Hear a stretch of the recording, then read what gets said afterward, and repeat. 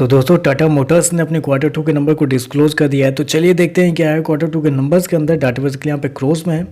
तो देखिए पिछले क्वार्टर के बाद क्वार्टर में कंपनी ने 1,08,048 करोड़ के आसपास का रेवेन्यू जनरेट किया था ऑपरेशन के थ्रू। पिछले साल देखें तो 1,05,129 करोड़, जबकि अभी देखें तो गिर के 1,01,450 करोड़ के आसपास आपको देखने को मिला। तो साल से साल देखें तो साल से साल कंपनी के रेवेन्यू के अंदर लगभग बोल सकते हैं 4% के आसपास की गिरावट आपको देखने को मिल रही है। वहीं अगर क्वार्टरली बेस पे जाते हैं तो क्वार्टरली बेस पे भी कंपनी के रेवेन्यू के अंदर लगभग बोल सकते हैं 6% के आसपास की गिरावट है। तो कंपनी का रेवेन्यू देखें तो आपको साल से साल क्वार्टर गिरता हुआ देखने को मिल रहा है। हालांकि इससे सरप्राइज नहीं होना है कि कंपनी का रेवेन्यू गिरता हुआ देखने को मिला है, क्योंकि हर एक ब्रोकर का मानना था कि कंपनी का रेवेन्यू जो है वो इस क्वार्टर में गिरता हुआ देखने को मिल सकता है। मेरे पास कुछ ब्रोकर हाउस की रिपोर्ट है जो कि आपके सामने आ चुके हैं।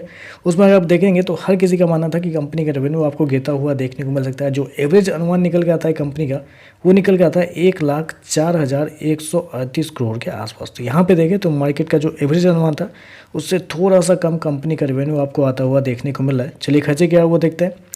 पिछले क्वार्टर में 1,09,25 करोड़ खर्च किए थे, पिछले साल 1,0649 करोड़, जबकि अभी देखें तो कंपनी खर्चे 97,330 करोड़ के आसपास आपको देखने को मिला। तो खर्चे देखें तो खर्चे कंट्रोल में है कंपनी के इस क्वार्टर में, दिक्कत वाली बात नहीं है। कंपनी के खर्चे इस क्वार्टर में कंट्रोल में देखने को मिल रहे हैं। चलिए कंपनी का प्रॉफिट क्या निकलता है वो देखते हैं।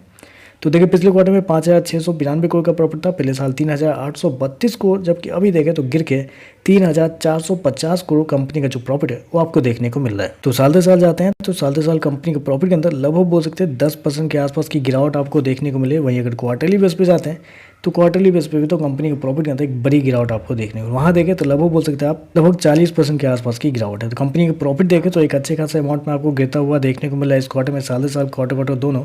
मेरे पास कुछ ब्रोकर हाउस की रिपोर्ट है जो कि आपके सामने आ चुके होंगे। उसमें अगर आप गौर करते हैं तो इस क्वार्टर में हर किसी का मानना था कि प्रॉफिट जो है वो थोड़ा सा मतलब बढ़ता हुआ देखने को मिल सकता है, लेकिन यहाँ पे देखें तो सरप्राइजिंगली कंपनी का प्रॉफिट गिरता हुआ देखने को मिला है। जो एवरेज अनुमान निकल के आता है वो निकल के आता है 4,968 करोड़ के आसपास, जबकि यहाँ देखें तो 3,450 करोड़ के आसपास है। तो मार्केट का जो एस्टीमेट था उससे कमजोर कंपनी के प्रॉफिट आपको देखने को मिल रहा है। चलिए कंपनी के ईपीएस क्या निकलता है वो देख लेते हैं। तो देखिए पिछले क्वार्टर में 14.5 रुपये, पिछले साल 10 रुपये के आसपास, अभी देखें तो 9.72 रुपये के आसपास आपको देखने को मिल रहा है।